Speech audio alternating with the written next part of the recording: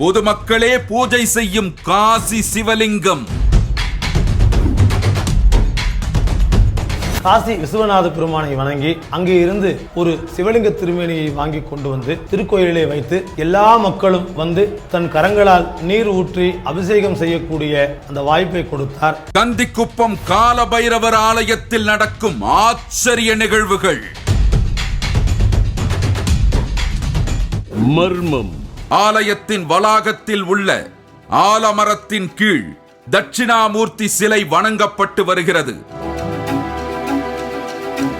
இந்த சிலையின் பின்புறம் கால பைரவர் சாமி என்று அழைக்கப்படும் இந்த இளம் துறவியால் காசியிலிருந்து கொண்டு வரப்பட்டதாக சொல்லப்படும் சிவலிங்க அமைப்பு பூஜிக்கப்படுகிறது.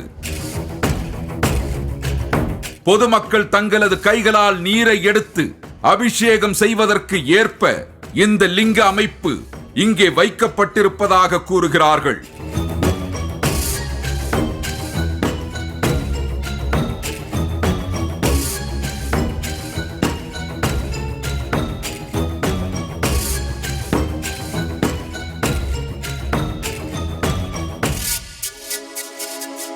தீர்த்த யாத்திரை என்று அவருக்கு செல்ல தோன்றியது. காசிக்கு சென்றார்.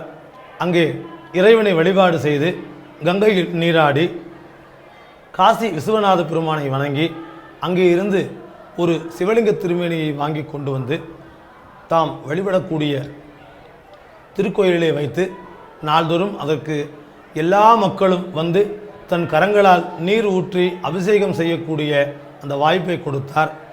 நிறைய மக்கள் வந்தார்கள். இறைவனை தொட்டு வழிபாடு செய்வதற்கு வடநாட்டிலே தடை எதுவும் இல்லை. ஆனால் நம்முடைய தமிழகத்திலே நாம் அமைத்த திருக்கோயில் உள்ளே செல்வதற்கு நமக்கு தகுதி இல்லாமல் போவது அவருக்கு ஏனோ மன வருத்தமாக தோன்றியது.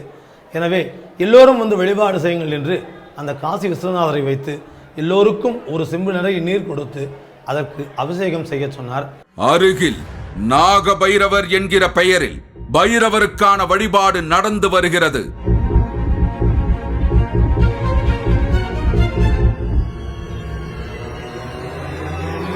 நாகதோஷம் போன்றவற்றிலிருந்து தங்களை தற்காத்துக் கொள்ள இந்த பைரவர் வழிபாடு உதவும் என்று கூறுகிறார்கள்.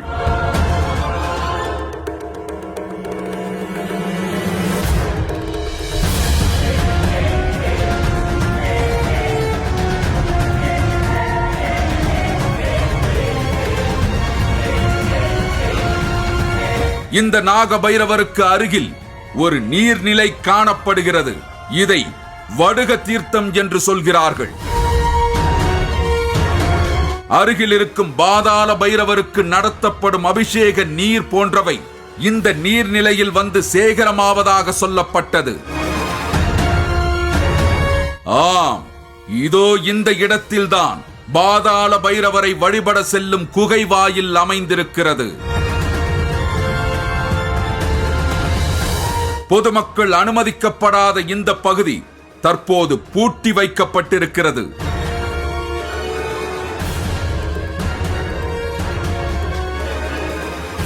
கால பைரவர் சாமி என்று அழைக்கப்படும் இந்த இளம் துறவி மட்டுமே உள்ளே சென்று வழிபாடு நடத்துகிறார். பொதுமக்கள் இங்கே ஏன் அனுமதிக்கப்படுவதில்லை என்பதற்கும் ஒரு விளக்கம் கொடுக்கப்படுகிறது.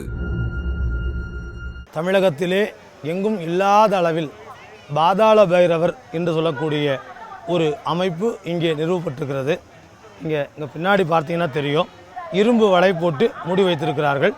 அதன் உள்ளே இறங்கினால் கருவறையிலே உக்கிரகால பைரவ பெருமானுக்கு நேர் கீழே அந்த சன்னதி ஏறக்குடைய 15 அடி ஆழத்திலே அமையப்பட்டிருக்கிறது.